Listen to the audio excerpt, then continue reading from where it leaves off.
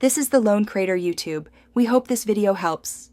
In this video, I will explain how to make macarons using a steamer.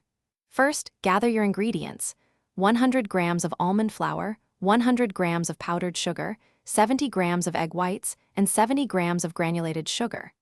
This unique steaming technique helps create a stable meringue and a smooth batter, leading to consistently beautiful macaron shells with those signature ruffled feet.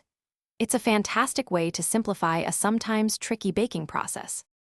To prepare your batter, begin by sifting the almond flour and powdered sugar into a bowl, ensuring no lumps remain. In a separate, clean bowl, whip your egg whites until they reach soft peaks.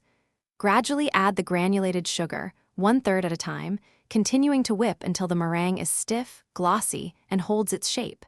This stable meringue is crucial for the macaron's structure.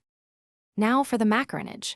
Carefully fold the sifted dry ingredients into your meringue until the batter flows like lava, forming a figure 8. Pipe your macaron shells onto parchment-lined baking sheets. Place the sheets into a steamer for 5 minutes, then immediately transfer them to a preheated oven.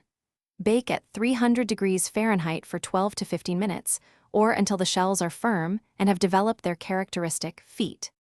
Once baked, let your macaron shells cool completely on the baking sheet before attempting to remove them.